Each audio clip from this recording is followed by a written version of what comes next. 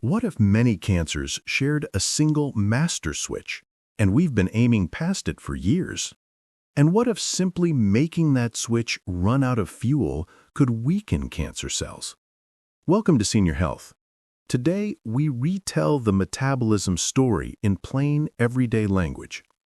Instead of seeing cancer as a maze of gene mutations, imagine they're alike in one strange eating habit. They love easy-to-burn fuel. Biologist Thomas N. Seyfried, Boston College, and earlier Otto Warburg, Nobel laureate, observed that cancer cells often burn fuel in a primitive way, like running a wood stove in a closed basement. Fast, smoky, acidifies their environment, and very hungry for sugar, even when oxygen is available. Why should we care?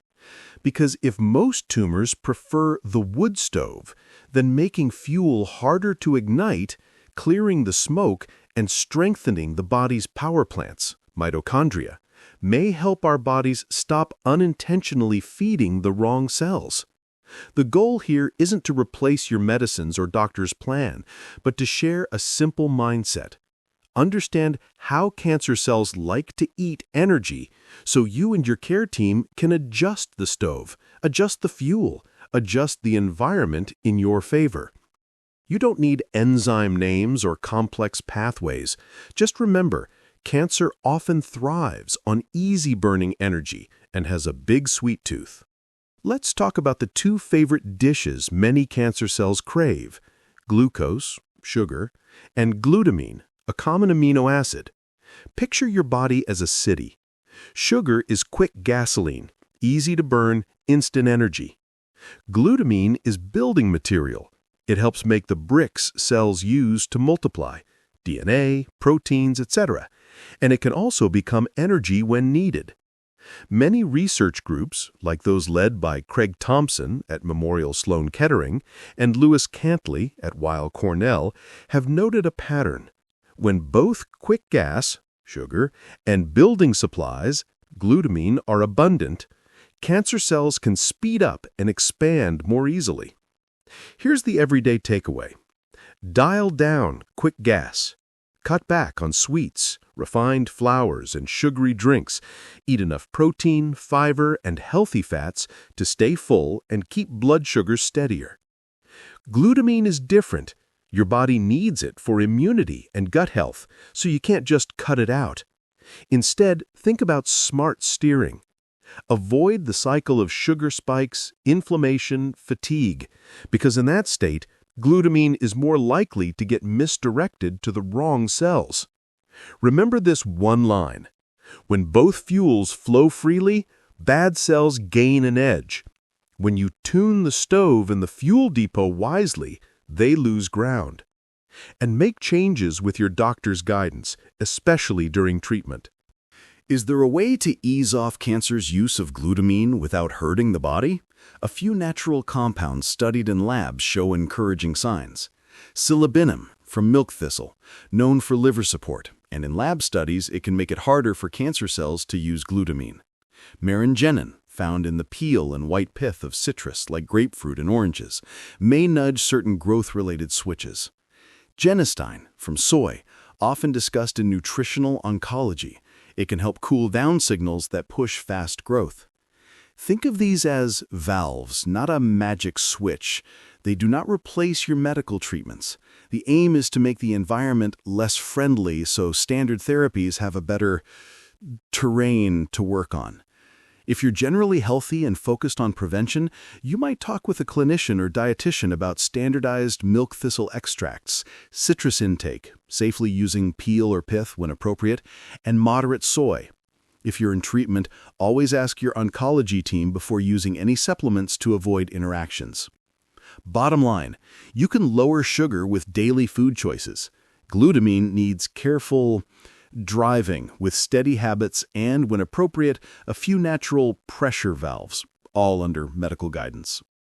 To make cancer's wood stove harder to fire, adjust 3 simple levers anyone can use. Steady your blood sugar.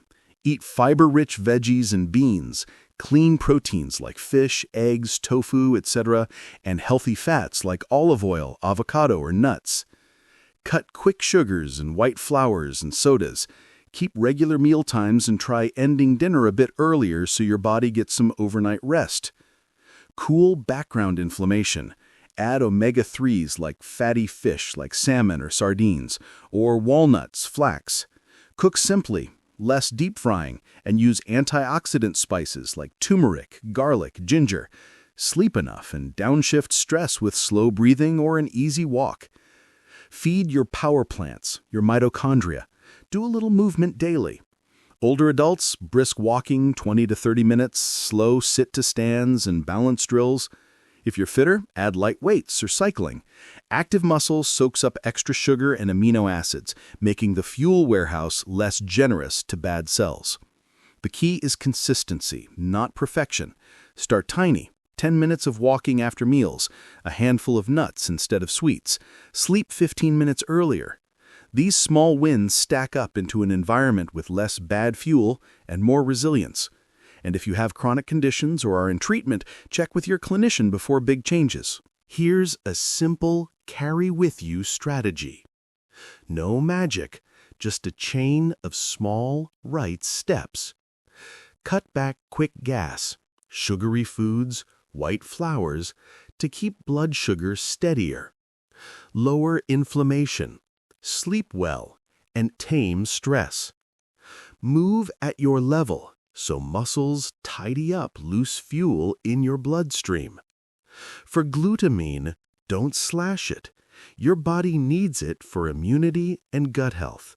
Steer it wisely, and if you consider supplements like milk thistle, silibinin, citrus peel or pith, naringenin, or soy, genistein, talk to your doctor to avoid treatment conflicts.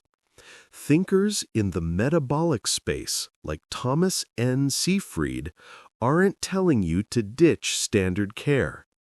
They suggest combining approaches, make the body less hospitable to rogue cells, so mainline treatments, chemo, radiation, targeted drugs, etc., have better terrain. Major centers worldwide are studying cancer metabolism alongside genetics, which means this topic is taken seriously. Our job is to choose simple, safe, sustainable habits, then keep stacking them. If this lens is right, even partly, then feed right, starve wrong, and you give your body an extra edge. Thanks for watching Senior Health. If this helped, please like and subscribe so we can keep sharing health tips that are easy to understand, easy to do, and easy to stick with.